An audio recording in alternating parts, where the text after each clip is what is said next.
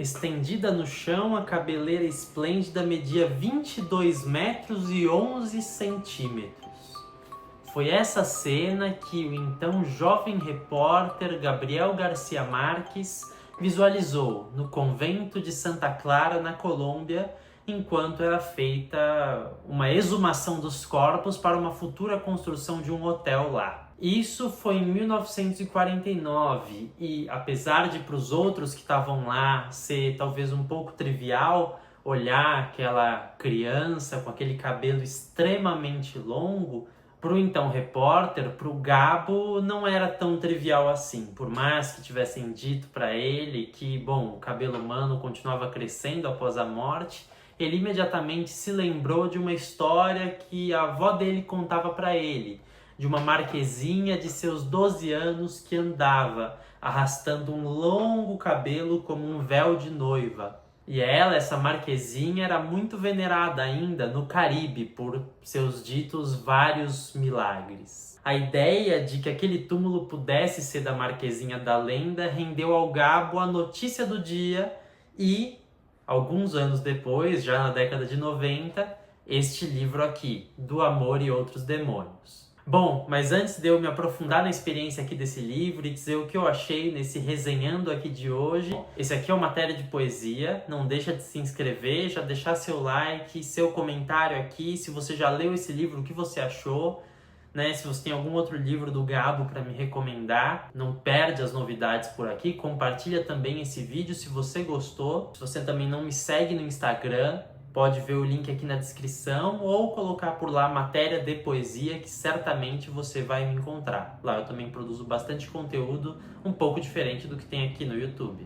Bom, foi esse livro, Do Amor e Outros Demônios, que é o que eu venho falar aqui hoje, que me curou de uma ressaca literária. Eu estava bastante tempo sem conseguir ler, um por falta de tempo e outro por não conseguir engatar em alguma leitura. Tanto que desse período eu levo alguns livros não terminados. O Meu Nome é Vermelho, que é um livro do Orhan Pamuk, também vencedor do Nobel, assim como o Gabo. E um outro também que se chama Viagem a Portugal, que é um livro do Saramago que eu também não consegui acabar. Os dois são livros bastante longos.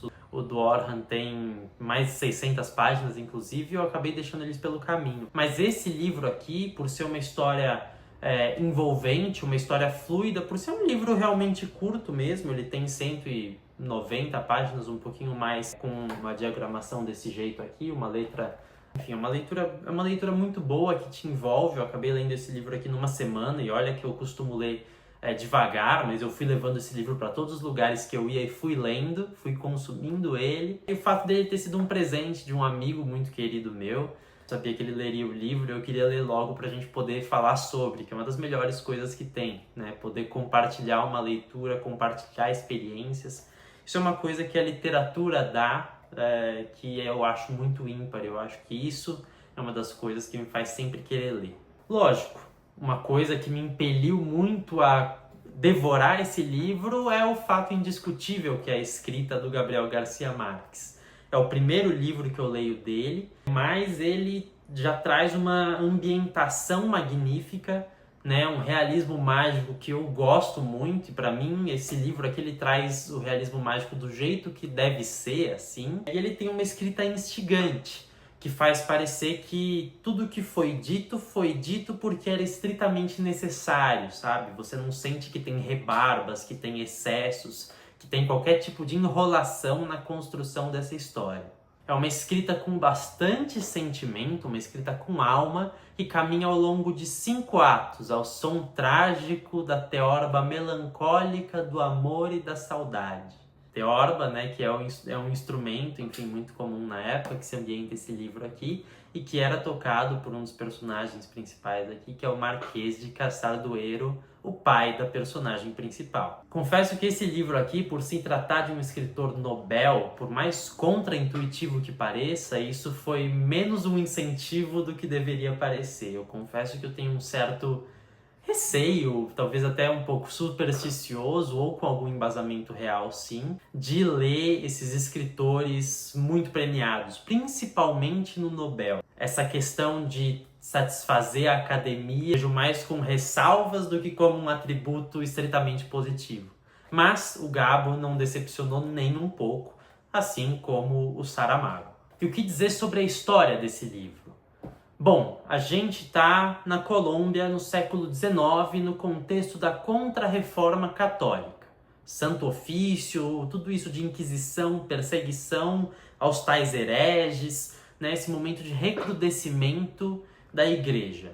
Isso justamente acontece, né, dando um breve contexto, porque anteriormente, um pouco antes, a gente teve a tal da reforma religiosa, da reforma da Igreja Católica, que foi o surgimento justamente do protestantismo, né? Ali a gente tem figuras destacadas como o Lutero, o Calvino, que foram caras que questionaram fortemente a Igreja Católica e acabaram fundando correntes próprias do cristianismo. Nesse contexto, a igreja, ainda com todo o seu poder, né, a Igreja Católica, fez movimentos bastante agudos para não perder mais seu poder e para, enfim, continuar impondo a sua hegemonia. Então a gente está nessa Colômbia com esse clima tropical de cidade litorânea, precária, e é nessa cidade que o destino de Sierva Maria de todos Los Angeles parece já de cara um pouco traçado.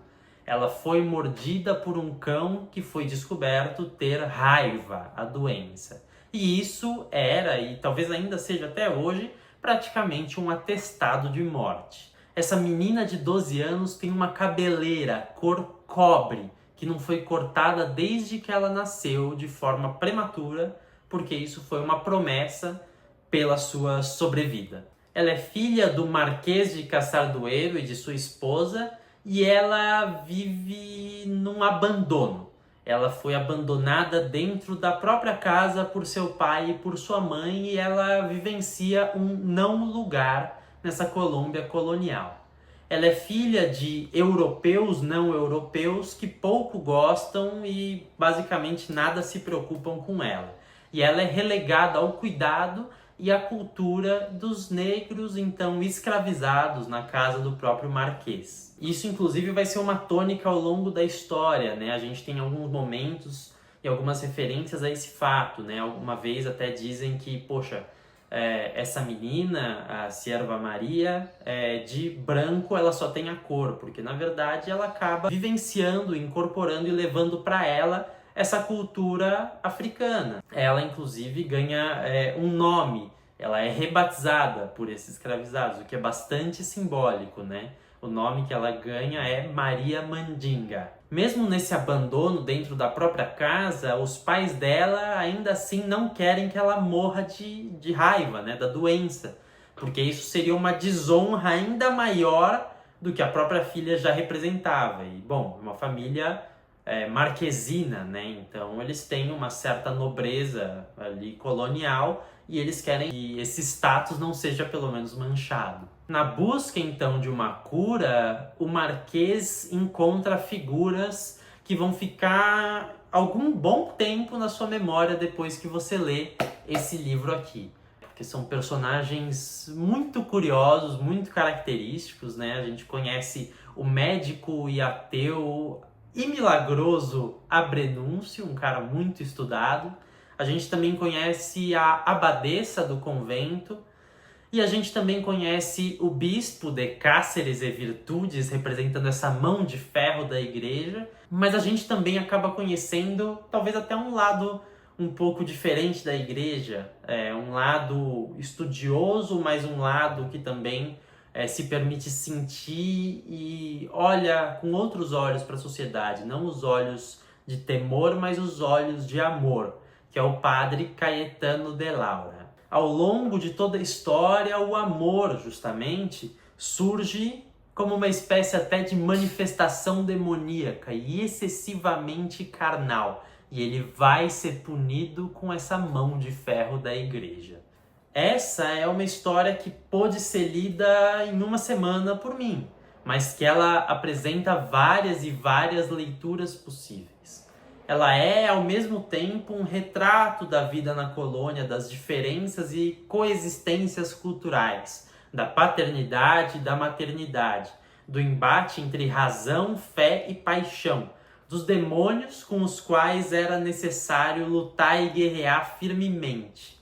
É a ciência, o preconceito, a aceitação, a regra, a violação, a punição, o sonho, o encanto, o feito e o desfeito, a desilusão, a tragédia, como não pode deixar de ser. Eu selecionei também algumas frases que me impactaram bastante ao longo dessa leitura e eu vou passá-las aqui para vocês. A primeira frase é a seguinte: a menina resistiu quando ele quis levá-la nos braços para o quarto de dormir, e foi preciso fazê-la entender que uma ordem de homens reinava no mundo.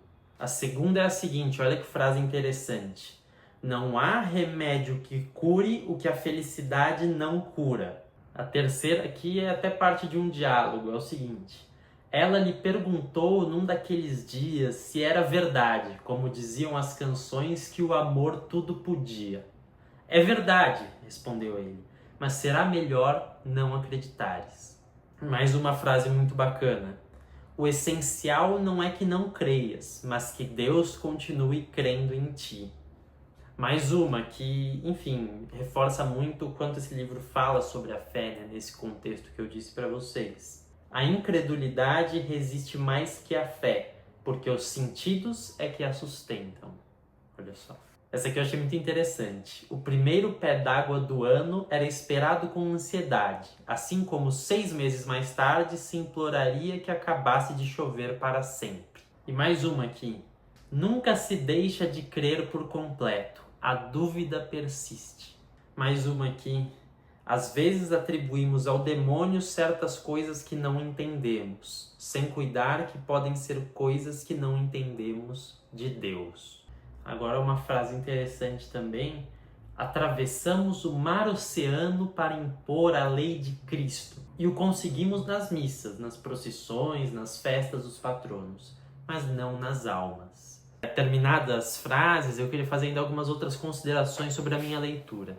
Eu não sei precisamente por que motivo, mas essa leitura ela me evocou fortes lembranças, como outras leituras também fazem, do personagem Rubião, do pobre Rubião da tragédia machadiana de Quincas Borba. É um livro que, sem dúvida, nos desafia, esse livro do Gabriel Garcia Marques. É um livro que não tem vergonha de ser estranho, de ser diferente de tudo que eu já tinha lido antes. Esse livro me lembrou também, pela história, enfim, por tudo, pelos personagens, de alguns sonetos do Camões, que desafiavam com sutileza e maestria o espírito do seu próprio tempo.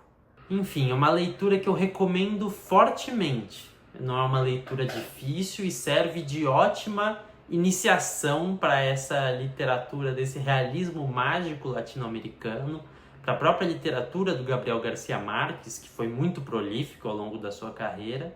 É muito bacana, eu sempre recomendo muito adentrar nesse universo do realismo mágico, porque ele é tratado e ele é abordado de várias maneiras diferentes, em várias escritas por escritores diferentes, em obras diferentes. Esse livro, ele exige, evidentemente, como eu acho que deve ser toda boa literatura, sensibilidade e disposição do leitor, o que definitivamente vale a pena e me deixou basicamente chorando sobre a última página.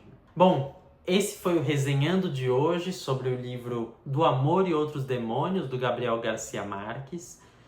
Me diz o que você achou dessa resenha de hoje, se te interessou, se você quer ler esse livro. Eu deixo algumas informações a mais aqui na descrição do vídeo, alguns links para vocês explorarem. Eu procurei fazer esse vídeo aqui sem dar spoiler algum e eu acho que eu consegui, mas eu já não garanto que nas leituras aqui na descrição vocês também vão estar livres de spoiler. Muito menos nas orelhas desse livro, que eu recomendo fortemente, se pelo menos for essa edição aqui, que você não leia. Por hoje é isso, esse aqui é o Matéria de Poesia, seja bem-vindo se é a sua primeira vez por aqui, e pode ficar que tem muita coisa bacana vindo por aí.